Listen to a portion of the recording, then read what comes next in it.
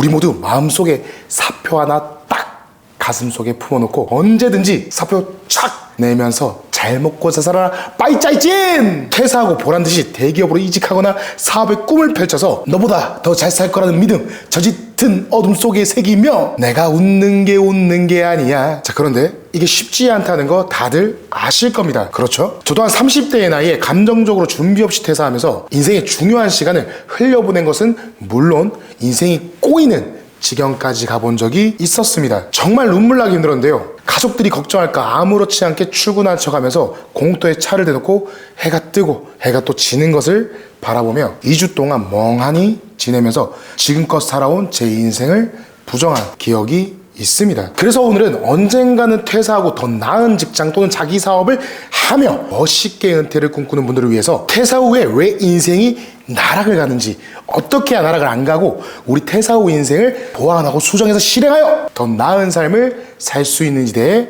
이야기해 보도록 하겠습니다. 반갑습니다. 당신의 손에 영업의 마스터키를 쥐어드릴 영업 왕 마스터 양입니다. 자, 일단 저를 잘 모르시는 분들이 훨씬 더 많으실 거라고 생각합니다. 간단하게 제 소개를 드리자면 21년 4월 이 경영 컨설팅 회사를 창업하여 무려 5년 동안 동종업계 전국 2,000명 중에서 4년 연속 연매출 1위를 기록하고 있습니다. 물론 이 자리에 오기까지 수많은 시행착오와 교훈을 얻었고요. 그래서 혹시나 저시나 도움이 되시는 분들이 있기를 바라며 영상을 올리게 되었습니다. 자, 다시 본론으로 돌아와서 퇴사 후의 삶이 나락으로 가는 이유는 딱 하나입니다. 바로 환상입니다. 말 그대로 환상 속에 그대가 있다는 겁니다. 물론 환상에도 종류가 여러 가지 있습니다. 그런데 퇴사 후에 나락을 갑니다.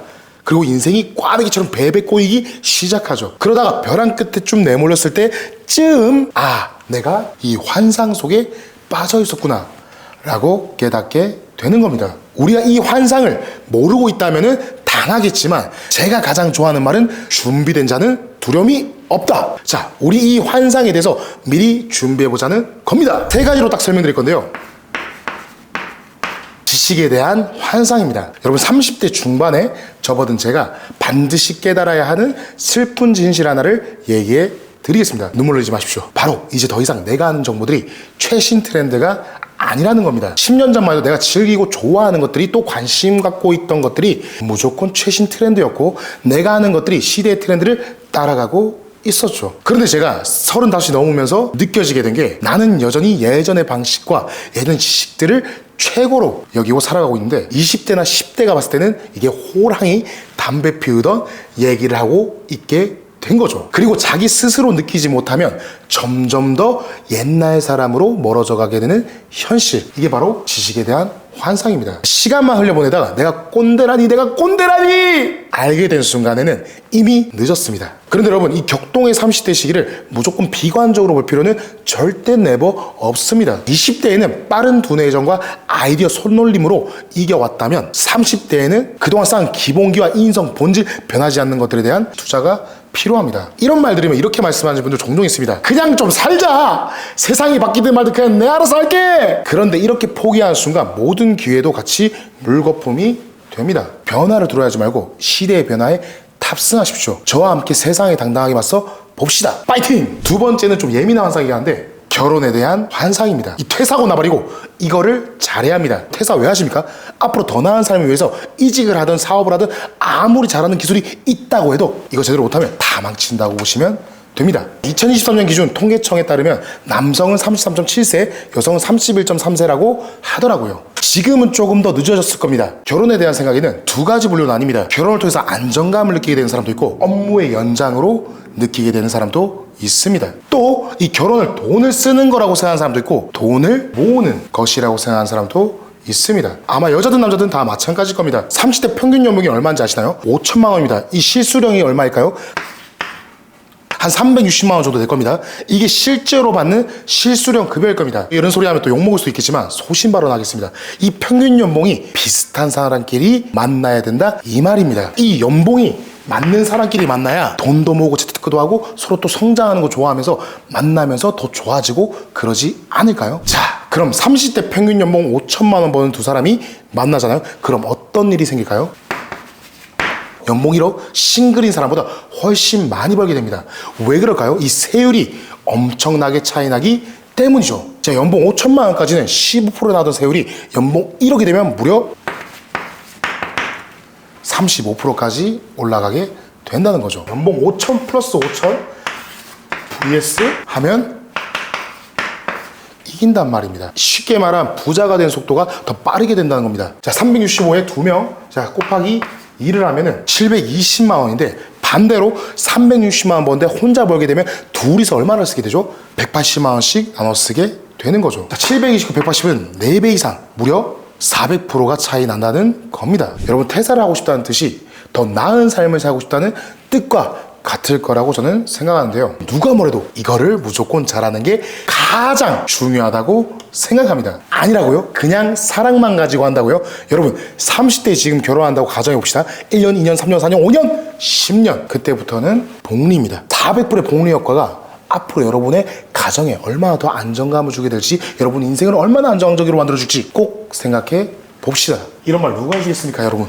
이런 말 해준 사람 어디도 없습니다. 자, 우리 30대 친구들 파이팅입니다. 세 번째는 이 월급에 대한 환상입니다. 자, 퇴사할 때 아무 계획 없이 퇴사한 사람 있나요? 분명 저마다 계획이 다 있습니다. 물론 처맞기 전까지는 말입니다. 대부분의 마음가짐이 어떠냐? 아, 나가서도 열심히 잘 살아야지. 돈도 지금보다 더 잘 벌 수 있을 거야. 이게 전자에 깔려 있을 겁니다. 근데 우리 30대부터는 먹고 사는 비용을 계산해 봐야 합니다. 3대 평균 연봉은 5천입니다. 5천을 유지한다고 쳐볼게요.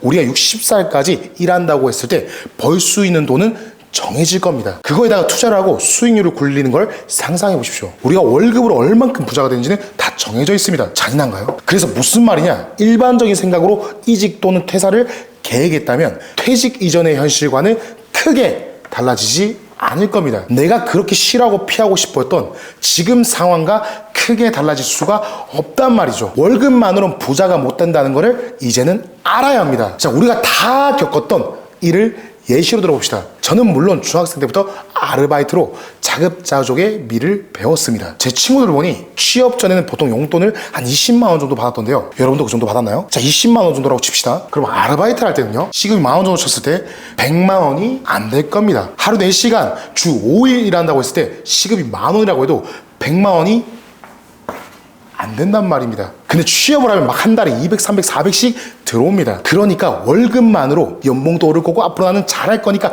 이 돈으로 충분히 살 수 있겠다 생각할 수 있습니다. 근데 그렇게 생각하는 사람이라면 이 영상 보러 안 오셨겠죠. 자, 월급을 받고 누군가의 회사에서 일한다는 것은 무슨 상태에 있다는 걸까요? 고용 상태에 있다는 겁니다. 그리고 제 생각에는 대부분이 이 영상을 보고 있다면 중소기업 이하에서 근로할 가능성이 매우 높습니다. 근데 이 월급에 대해서 우리 입장에서 생각하지 말고 회사, 사측 입장에서 한번 생각해 봅시다.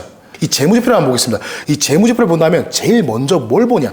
이 매출을 봅니다. 회사가 살아남으려면 단순히 매출만 보는 게 아니라 반드시 이 순위, 당기 순이익이 꼭 있어야 합니다. 당연한 얘기겠죠. 회사가 계속 유지되고 버티려면 이익이 있어야 합니다. 그래서 투자도 하고 개발도 하고 확장도 하고 광고도 하고 내년에 팔 재고를 미리 사놓을 수도 있습니다. 순이익이 있어야 그 다음 단계로 넘어간다는 말이죠. 그럼 이 순이익은 어떻게 남을까요? 간단합니다. 매출에서 이 각종 비용을 빼야 순이익이 남습니다. 여기서 중요한 비용 중 하나가 바로 인건비입니다. 이 인건비라는 건요, 매출이 맥스값입니다. 인건비는 매출이 커져야만 늘릴 수 있습니다.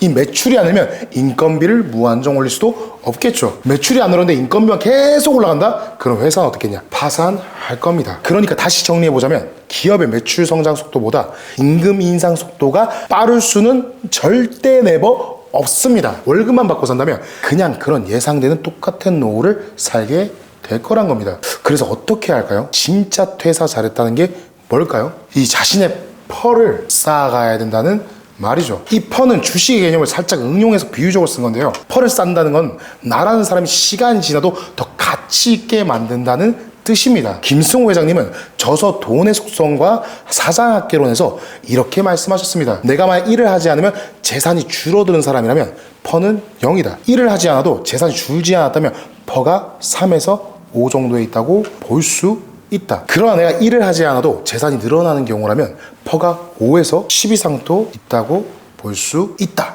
쉽게 말해서 일하지 않아도 내 자산이나 가치가 줄지 않고 늘어나는 구조를 만들라는 겁니다. 이게 꼭 돈에 관련된 게 아닙니다. 내가 잠깐 멈추더라도 더 가치 있는 걸 창출하고 단순히 시간을 갈아놓지 않더라도 많은 사람들에게 유익을 끼칠 수 있는 것, 이게 바로 우리 인생의 펄을 만들어 간다는 것일 수 있겠죠. 이 방법은 투자를 하는 것일 수도 있고 사업을 하는 것일 수도 있고 영업을 하는 것일 수도 있습니다. 자, 뭐가 됐든 퇴사하는 사람들이 퇴사를 왜 하죠? 잘 살고 싶어서 한다는 겁니다. 자, 우리의 목표는 경제적으로든 의미적으로든 생존할 수 있는 구조를 만드는 것, 이게 바로 핵심입니다.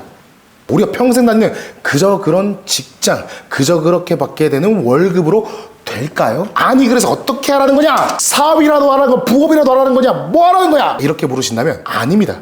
무작정 사업을 시작하면 리스크가 큽니다. 사업은 리스크가 당연히 크다는 거 누구나 다 아실 겁니다. 맞죠? 무작정 배우지도 않고 저희 경영 컨설팅 사업을 시작한 친구가 있었습니다. 하이마트 정직원을 일하면서 저녁에는 대리운전까지 하던 성실한 친구였는데요. 아내와 초등학생 두 딸을 둔 내 식구의 가장이었죠. 그 친구는 늘 가슴 한켠에 이런 고민을 품고 있었다고 합니다. 월급만 보고 살아도 괜찮을까? 아이들이 커가는데 지금보다 더 나은 환경을 만들어줘야 하지 않을까? 나처럼 키우기는 싫은데. 자, 그 불안감이 결국 친구를 결심하게 만들었죠. 안정적인 직장 생활을 내려놓고 새로운 길을 도전하기로 한 겁니다. 당연히 주변의 반응은 싸늘했습니다. 야, 직장 그만두면 끝이다 임마. 야, 밖에서 월급 날마다 돈 나오는 데가 어딨냐 임마. 100이면 100. 다 말렸죠. 하지만 친구는 흔들리지 않았습니다. 내가 뭘 해도 잘 풀릴 거야. 난 남들보다 좀 더 특별하잖아. 나 열심히 살았어. 이런 막연한 자신감 하나로 퇴사를 강행했죠. 퇴사 후 그 친구는 저희 법인 영업 사업을 창업했습니다. 저를 보고 유준이가 하는 거 보니까 이거 하면 대박 난다 라는 말을 듣고 덜컥 시작을 한 거죠. 문제는 이 영업이나 사업을 해본 경험이 단 한 번도 없다는 겁니다. 영업 화법, 멘트, 스킬, 운영 계획, 그냥 대충 주변 얘기 듣고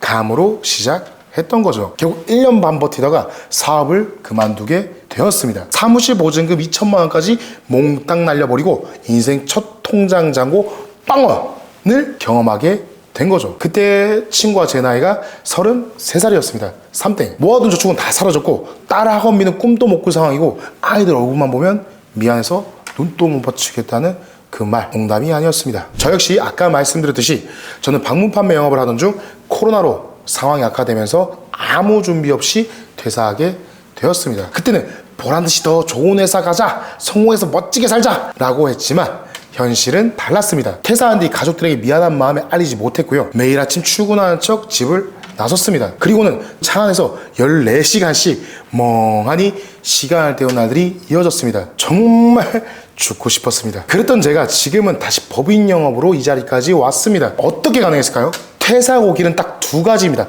성공하거나 망하거나. 여러분, 배수진을 쳐야 한다는 말입니다. 그렇다면 성공하기 위한 길은 어떨까요? 이것도 딱 두 가지밖에 없습니다. 사업을 하거나 영업을 하거나. 하지만 사업은 생각보다 훨씬 큰 리스크를 안고 있고 아까 말씀드렸던 제 직장인 출신 제 친구처럼 준비 없이 뛰어들었다가는 손에 쥔 모든 것을 놓칠 수도 있습니다. 그에 비하면 영업은 훨씬 리스크가 낮습니다. 뜨거운 열정과 배우려는 자세만 갖춘다면 누구에게나 성공의 기회가 열려있는 게 바로 이 영업이라는 길입니다. 물론 영업이라고 해서 마냥 쉽지는 않습니다. 가볍게 대충 한다고 결과가 따라오진 않거든요. 내 직업을 정말 사랑한다면 반드시 보답으로 돌아옵니다. 저번 주에 서울에서 이커머스 사업을 하는 동생이 부산으로 올라와서 조개구이 구우면서 술 한잔 하면서 대화를 나눴는데요. 그 친구가 있는 3박 4일 동안 숙소도 마련해주고 맛있는 식사도 대접했죠. 그 친구가 그러더군요. 형님, 제가 마케팅적으로 도와드릴 수 있는 부분이 있다면 뭐든 도와드리겠습니다. 그 대신 저를 이용하지 마시고 사용해달라고 말입니다. 이용이 아닌 사용. 자, 제가 오늘 이 영상을 찍는 이유를 솔직히 말씀드리겠습니다. 저 역시 통장 잔고를 없던 시절 무작정 영업 현장에 뛰어들어 숱한 시행착오를 겪었습니다. 자, 그 과정에서 올바른 방법을 알면 누구든 성장할 수 있다는 확신을 얻게 되었죠. 현재 저는 매 200% 이상 성장하는 회사를 운영하고 있으며 부딪히고 깨지면서 익힌 이 현장 영업 경영 전략을 정리해 실전에서 검증해 왔습니다. 이 채널을 통해 그 노하우를 아낌없이 공유하려고 합니다. 그 대신 저를 이용하지 마시고 충분히 사용해 주십시오. 만약에 여러분들이 이 영업 직업으로 성공과 빠르게 가까워지는 방법이 궁금하다면 아래 고정 댓글에 있는 영상을 참고해 주시면 도움 될 겁니다. 자, 오늘도 힘차게 네버 기브업! 당신의 손에 영업의 마스터 키를 쥐어드릴 영업 왕 마스터 양이었습니다. 감사합니다.